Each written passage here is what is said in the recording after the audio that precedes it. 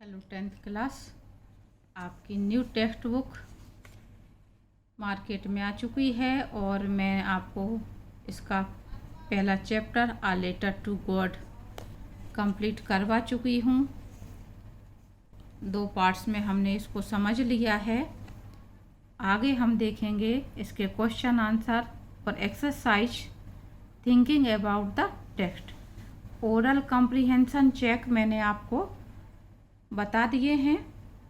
जब मैंने लेसन समझाया आपको लाइन बाय लाइन, तो एक्सप्लेनेशन के साथ में ही मैंने वीडियो के लास्ट में क्वेश्चन आंसर भी आपको बताए हैं। आगे आज हम क्वेश्चन आंसर समझेंगे थिंकिंग अबाउट द टेक्स्ट।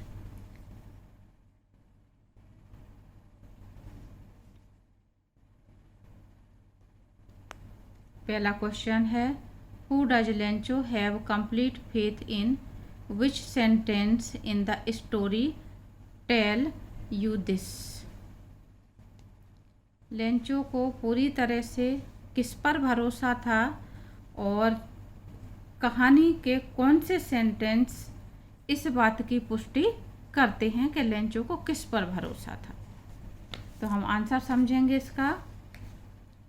मैंने यहाँ पे 6 सेंटेंस लिए हैं आपकी स्टोरी में से। आपको आंसर बड़ा याद करते नहीं बनेगा, तो आप कोई भी 3 सेंटेंस या 4 सेंटेंस याद कर सकते हैं। Lencho had a firm faith in God. इसका जो आंसर है, लेंचो को बहुत दृढ़ विश्वास था भगवान पर। ये क्वेश्चन है आपका, who does Lencho have complete faith in? तो इसका आंसर ये है आपका, Lencho had a firm faith in God. भगवान पर बहुत ज़्यादा भरोसा था। ये सेंटेंस आपका पीछे भी आंसर में आया हुआ है। अलग से सेंटेंस याद करने की मेहनत आपको नहीं करनी पड़ेगी। The sentences in the story that show this are as follow. यहाँ पे इस क्वेश्चन का आंसर आ रहा है आप विच सेंटेंस। तो विच की जगह हमने क्या करा, the sentence in the story, और यहाँ पे दैट शो दिस आर, यहाँ से आपको याद करना है एज फॉलो। जो वाक्य हमें कहानी में ये बताते हैं कि लेंचो को भगवान पर पूरी तरह से या दृढ़ विश्वास कैसे था। फर्स्ट सेंटेंस है आपका, but in the hearts of all who lived in that solitary house in the middle of the valley there was a single hope, help from God. लेकिन उन सब के हृदय में, जो कि एकमात्र अकेली घाटी के बीच में अकेले घर में रहते थे, उन सब के मन में एक ही आशा थी, और वो आशा थी भगवान से मदद के लिए। नेक्स्ट सेंटेंस है आपका, all through the night Lencho thought only of his one hope. पूरी रात लेंचो सिर्फ एक ही आशा के बारे में सोचता रहा, द हेल्प ऑफ गॉड, भगवान से मदद के बारे में। Whose eyes as he had been instructed see everything even what is deep in one's conscience. जिसकी आंखें, कौन की, द हेल्प ऑफ गॉड की बात कर रहे हैं वो गॉड के बारे में, कि लेंचो पूरी रात गॉड के बारे में सोचता रहा। उसका मानना था कि भगवान की आँखें सभी को देखती हैं, भले ही व्यक्ति की अंतरात्मा में कुछ भी हो। कंसेंस यानी अंतरात्मा, किसी की भी अंतरात्मा में कुछ भी हो, भगवान सबको देख लेते हैं। थर्ड सेंटेंस है आपका, गॉड ही रोट। जब उसने पत्र लिखा होता है भगवान के नाम, वहाँ पे ये लाइन आई होती है और वो उस लाइन में जिक्र करता है, God he wrote if you don't help me. यदि भगवान आप मेरी मदद नहीं करेंगे, my family and I will go Hungary this year. मैं और मेरा परिवार इस वर्ष भूखा ही रह जाएगा। He wrote to God. Next sentence है आपका, he wrote to God on the envelope. जब वो भगवान को पत्र लिखता है और एड्रेस डालता है, लिफाफा पे नाम लिखता है, तो वो ये लिखता है टू गॉड यानी भगवान के लिए। Put the letter inside and still troubled went to town. पत्र को उस लिफाफे के अंदर रख देता है और फिर भी वो परेशान और चिंतित दिखाई देता है। 5वां सेंटेंस है आपका, God could not have made a mistake nor could he have denied Lencho what he had requested. और ये जो सेंटेंस है ये उस समय का है जब लेंचो को पत्र प्राप्त होता है। वह 100 पेसोस मांगता है भगवान से और पत्र जब वो खोलता है उसको उसके नाम पत्र प्राप्त होता है भगवान की तरफ से। तो वो जब गिनता है अपनी रकम तो 70 पेसोस ही उसमें निकलते हैं। तो उस समय वो इस सेंटेंस को कहता है कि भगवान गलती नहीं कर सकता और ना ही वह लेंचो को मना कर सकता है मदद करने से। भगवान पर उसको इतना भरोसा होता है कि भगवान कभी गलती नहीं कर सकते, ना ही मदद से वो इनकार कर सकते। 6वां सेंटेंस है आपका, it said God of the money that I asked for only 70 pesos reached me, send me the rest since I need it very much. ये पत्र जब खोल करके पढ़ता उसी समय की बात है।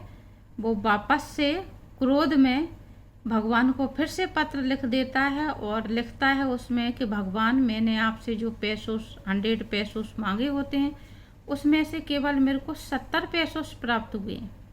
कृपया मुझे बाकी के पेसोस यानी 30 पेसोस भेज दें क्योंकि मुझे इनकी बहुत ज़्यादा ज़रूरत है।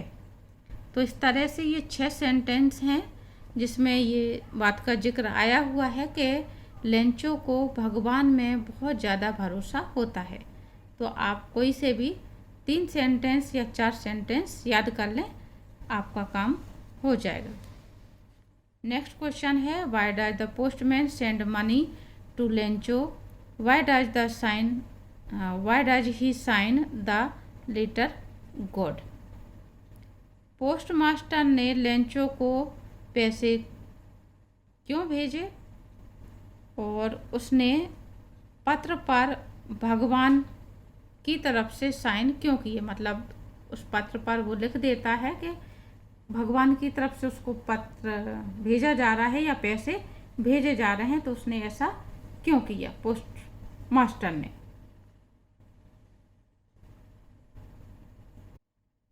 आंसर है आपका, the postman was deeply moved by Lencho's faith in God.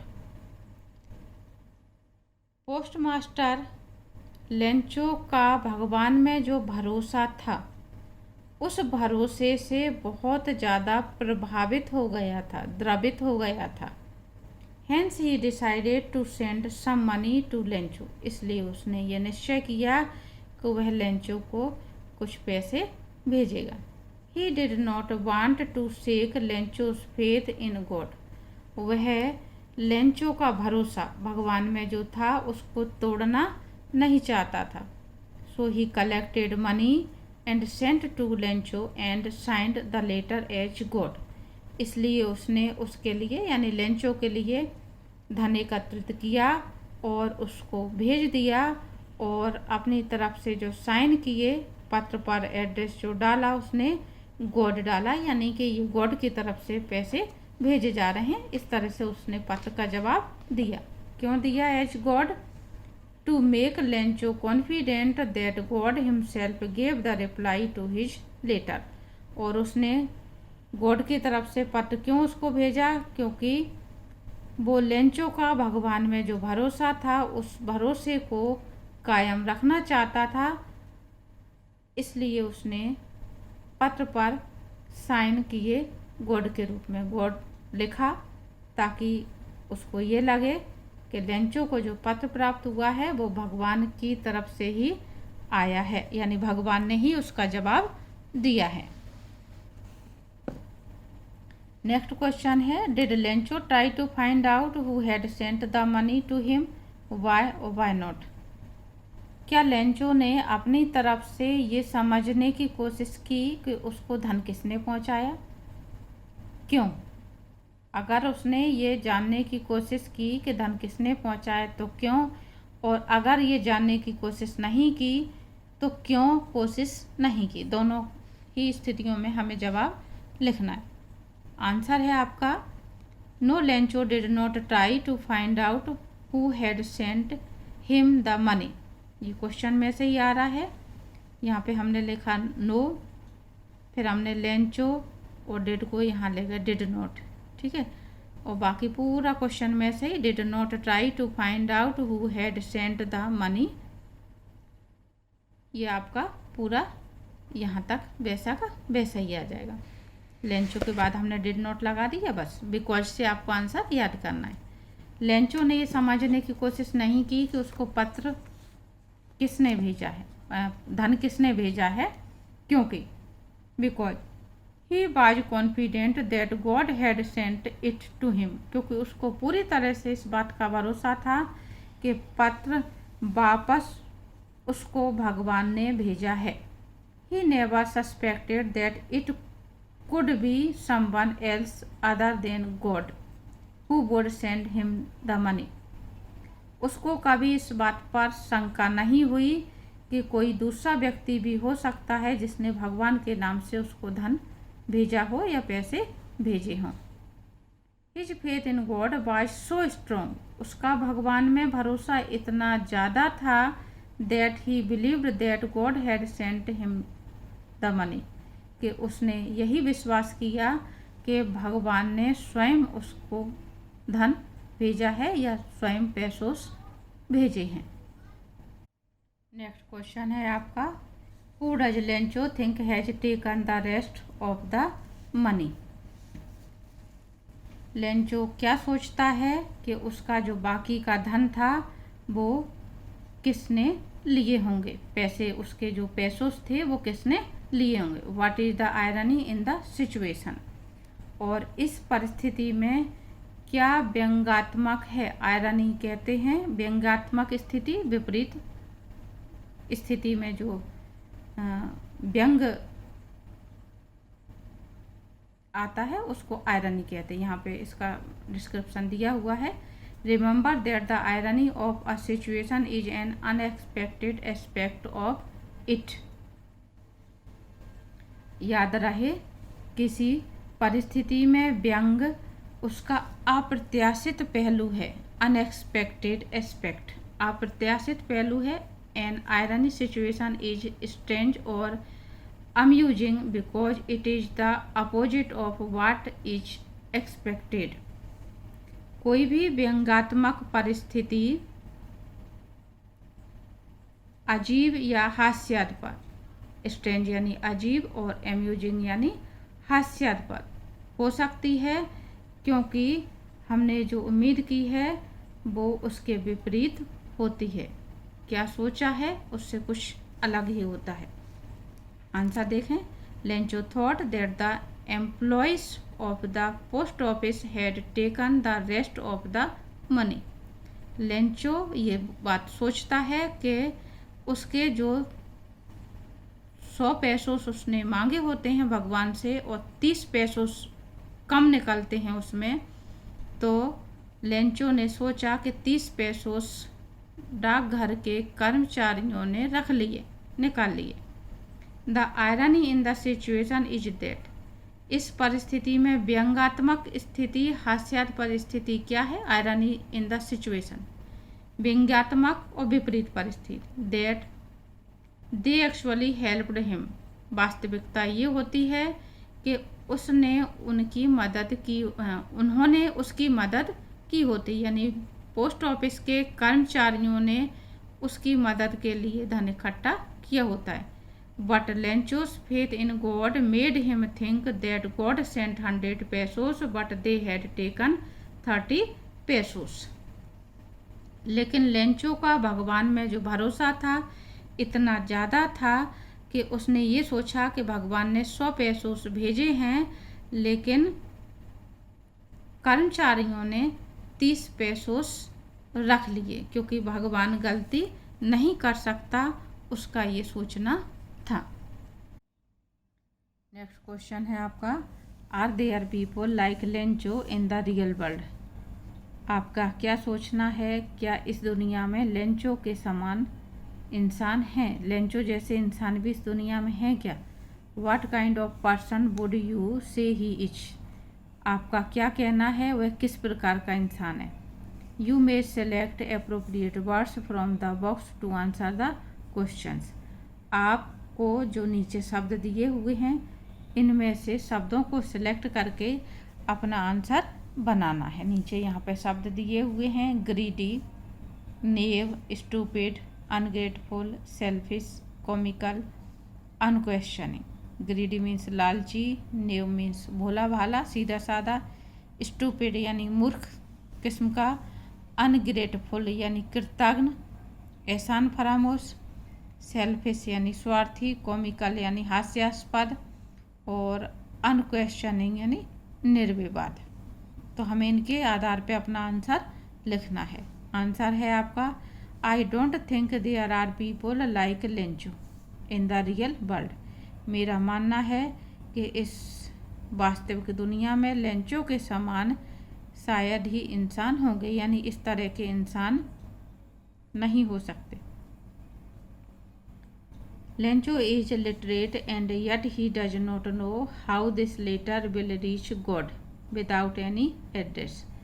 Lencho literate है, लिटरेट मीन्स शिक्षित। लेंचो शिक्षित है, फिर भी उसको ये नहीं मालूम कि उसके द्वारा लिखा गया पत्र भगवान तक कैसे पहुंचेगा बिना एड्रेस के, without any address. He probably would be new and unquestioning kind of a person. वह संभवतः भोला भाला, सीधा और निर्विवाद किस्म का इंसान है। नेक्स्ट क्वेश्चन है आपका, there are two kinds of conflicts in the story. कहानी में दो प्रकार के संघर्ष या मतभेद बताए गए हैं, between human beings and nature. पहला जो विवाद है, संघर्ष है या मतभेद है, वो ह्यूमन और नेचर, मानव और प्रकृति के बीच में बताया गया है, एंड बिटवीन ह्यूमन देमसेल्फ। और दूसरा जो बताया गया है वो मानव के बीच में स्वयं। How are these conflicts illustrated? ये जो मतभेद हैं या जो संघर्ष है उसका वर्णन किस तरह से किया गया है? आंसर है आपका, दो तरीके के आंसर बनेंगे आपके, दो क्वेश्चन हैं। The conflicts between human and nature is shown by the destruction of Lencho's crop by the hailstorm. जो पहला कॉन्फ्लिक्ट बताया जा रहा है वो ह्यूमन एंड नेचर उसके बीच में, तो ये ह्यूमन एंड नेचर का है, conflict between human and nature. मानव और प्रकृति के बीच में जो संघर्ष है वो किसके द्वारा दिखाया गया है, कैसे व्यक्त किया गया है? Destruction of Lencho's crop. Lencho की जो फसल है वो ओलों से पूरी तरह से नष्ट हो जाती है, उस रूप में प्रदर्शित किया गया। As the crop was destroyed by health Lencho started feeling sad. और जब लेंचो की पूरी फसल ओलों से नष्ट हो जाती है, हेल कहते हैं ओलों को, ओलों से नष्ट हो जाती है, डिस्ट्रॉयड यानी नष्ट होना, तो लेंचो बहुत ज़्यादा दुखी हो जाता है। दूसरा था आपका कॉन्फ्लिक्ट बिटवीन ह्यूमन देमसेल्व्स, यानी मानव का आपस में संघर्ष। तो उसका आंसर है आपका, the story shows another conflict between human themselves. कहानी में मानव का आपस में जो संघर्ष दिखाया गया है वो इस तरह से, the postmaster helps Lencho by sending the money that he could manage to collect. कहानी में ये बताया जा रहा है कि पोस्टमास्टर ने लेंचो की मदद करने के लिए जितना उससे संभव हो सकता था उतने पैसे इकट्ठे करने की कोशिश की। Even though he did a good deed, यद्यपि उसने एक अच्छा कार्य किया। Lencho blamed post office people for taking away some amount of money. फिर भी क्या हुआ, लेंचो ने पोस्ट ऑफिस के कर्मचारियों पर ही इस बात का आरोप लगा दिया, ब्लेम यानी आरोप लगाना, कि उन्होंने क्या किया है, पैसे निकाल लिए हैं या चुरा लिए हैं। जो भगवान ने 100 पैसे पहुँचाए थे, इन्होंने 30 निकाल लिए और 70 छोड़ दिए। This shows that the man does not have faith on another man. और ये जो बात है यह व्यक्त करती है कि इंसान को इंसान पर भरोसा नहीं है। आगे मैं आपको थिंकिंग अबाउट लैंग्वेज कुछ एक्सरसाइज समझा रही हूँ, जो आपके इसमें जिक्र आया था हेल स्टॉर्म। तो यहाँ पे उससे संबंधित एक क्वेश्चन दिया हुआ है, there are different names in different parts of the world for storms. यानी दुनिया के अलग अलग हिस्सों में जो तूफान आते हैं उनके अलग अलग नाम रहते हैं, डिपेंडिंग ऑन देयर नेचर, वो उनकी प्रकृति के आधार पर निर्भर रहता है। Can you match the names of the box with their description below and fill in the blanks. आपको ये जो बॉक्स में नाम दिए हुए हैं इनको इनके डिस्क्रिप्शन से मिला करके मैच करना है। You may use dictionary to help you. आप अपनी मदद के लिए डिक्शनरी की हेल्प ले सकते हैं। तो ये आपके 6 नाम दिए हुए हैं और यहाँ पे थोड़ा सा इन्होंने हिंट दे दी है कि किस फिल इन द ब्लैंक्स में आपको क्या भरना है। पहला है आपका अ violent tropical storm in which strong winds move in a circle. उष्ण कटिबंधीय इलाकों में जो तूफान आता है, जो कि बहुत तेज हवाएं होती हैं सर्कल के रूप में, यानी सर्कल मीन्स गोल, उसको क्या कहते हैं। ये 6 नाम तूफान के हैं। अलग अलग हिस्से में इनको अलग अलग नाम से पुकारा जाता, तीनों की ही हिंदी देखा जाए तो तूफान है। तो इसमें ये सी शब्द आया हुआ है 2 स्पेलिंग के बाद, तो 2 स्पेलिंग के बाद सी यहाँ आया हुआ है, तो हमको इसको भरना है। इसको कहते हैं साइक्लोन। ठीक है, सर्कल के रूप में जो आता है उसको साइक्लोन यानी चक्रवात, हिंदी में हम कहते हैं चक्रवात। तो मैंने यहाँ पे नंबर डाल दिए हैं इसीलिए। सेकंड है आपका एन एक्सट्रीमली स्ट्रॉन्ग विंड, एकदम तेज हवा। ये दिया हुआ है सिर्फ 4 शब्द का अक्षर है, तो ये आएगा गैल। नेक्स्ट है आपका अ violent tropical storm with very strong winds. फिर से उष्णकटिबंधीय इलाकों में जो तूफान उठता है, बहुत तेज हवाएं रहती हैं, उसको क्या कहते हैं। यहाँ पे पी बीच में दी हुई है, तो ये आपका आएगा टाइफून। टाइफून पढ़ेंगे इसको। प्रचंड तूफान जिसको कहते हैं हिंदी में, और गैल को कहते हैं आंधी या झंझावात। जो हमारे भारत में अधिकतर आती है वो गैल होती है, यानी आंधी अधिकतर अपने यहाँ आती है, तूफान नहीं आता है। नेक्स्ट क्वेश्चन है notice how the word hope is use in this sentences from the story. आपको ये मैचिंग करनी है। Match the sentences in column A with the meaning of hope in column B. तो मैं ये आपको मैचिंग बता रही हूँ किसके साथ में क्या आएगा। पहला है will you get the subject you want to study in college, I hope so. कि क्या तुम्हें जो सब्जेक्ट पढ़ना है कॉलेज में मिल गया, will you get the subject, I hope सो, मुझे ऐसी आशा है। इसके साथ मैंने यहाँ पे नंबर डाल दी है जिससे आपको मैचिंग में आसानी रहेगी। इसके साथ आना है आपका डी, यानी इसका आंसर है wanting something to happen and thinking it quite possible. इस तरह से सोचना कि ये संभव है, इसको हम कहते हैं इस तरह से जो सेंटेंस आया हुआ।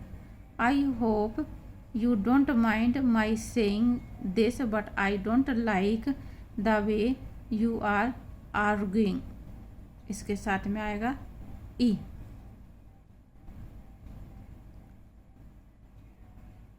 आई होप यानी मुझे आशा है कि इस तरह से मेरे कहने से आपको बुरा नहीं लगा होगा, बट लेकिन जैसा आपने तर्क दिया मुझे ये बात बिल्कुल पसंद नहीं आई। Showing concern that what you say should not offend or disturb the other person, a way of being polite। नम्रतापूर्वक या सभ्यतापूर्वक इस तरह से बात को कहना कि दूसरे को बुरा न लगे। अगला है this discovery will give new hope in to HIV और एड्स सफर्स। इसमें आएगा आपका a, a feeling that something good will probably happen. इस तरह की आशा करना कि भविष्य में कुछ अच्छा होगा। We were hoping against hope that the जज would not notice our mistakes. हम इस बात की आशा कर रहे थे कि हमारे आशा के विपरीत कि जज हमारी गलतियों पर ध्यान नहीं देंगे।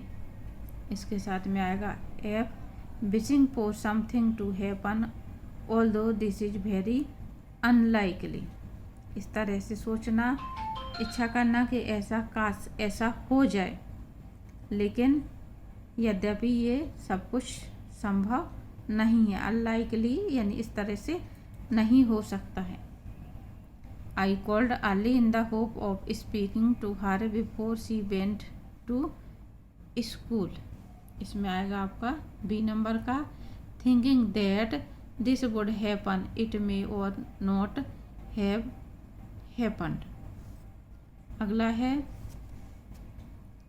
just when everybody had given up hope the fishermen came back 7 days after the cyclone। इसमें आएगा आपका सी, stopped believing that this good thing would happen। जब किसी ने पूरी तरह से आशा छोड़ दी हो तो जो आशा होती है वो इस तरह की। आगे है आपका रिलेटिव क्लॉज। मैं ज़्यादा डिटेल नहीं समझा रही हूँ क्योंकि ये बात आपको अलग से रिलेटिव क्लॉज में समझनी पड़ेगी। यहाँ पे आपके रिलेटिव क्लॉज बनाने के लिए दिए हुए हैं। रिलेटिव क्लॉज बनते हैं रिलेटिव प्रोनाउन से। कुछ रिलेटिव प्रोनाउन जैसे यहाँ पे जिक्र आया है whom, whose, which, इन तीनों का ही प्रयोग यहाँ पे बताया जा रहा है रिलेटिव क्लॉज में। पहला आपका दिया हुआ है I often go to Mumbai, Mumbai is the commercial capital of India. इस सेंटेंस को हमें विच से जोड़ करके रिलेटिव क्लॉज बनाना है। अब रिलेटिव क्लॉज कब बनता है? जब हम उस प्रोनाउन को सब्जेक्ट के बाद रखें। किसकी बात हो रही है सेंटेंस में? नेक्स्ट है आपका this sports persons are going to meet the president, their performance has been excellent. यहाँ पे हमें हुस का प्रयोग करना है क्योंकि यहाँ पे दूसरे वाले सेंटेंस में दिस स्पोर्ट्स पर्सन के लिए देयर शब्द आया है। देयर शब्द हमारा पजेसिव है। जब पजेसिव होता है तो हमें हुस का यूज करना रहता है। हुस प्रोनाउन आती है तो हुस प्रोनाउन का यूज हम कहाँ करेंगे? किसके लिए आ रही है? दिस स्पोर्ट्स पर्सन के लिए। तो दूसरा वाला सेंटेंस हमें कहाँ रखना पड़ेगा? यहाँ बीच में रखना पड़ेगा।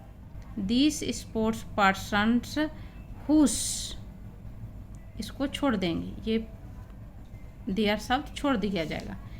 हुस लिखेंगे इसकी जगह पे हुस परफॉर्मेंस हैज बीन एक्सीलेंट। पूरा यहाँ रखने के बाद फिर बचा हुआ पहला सेंटेंस आएगा are going to meet the president.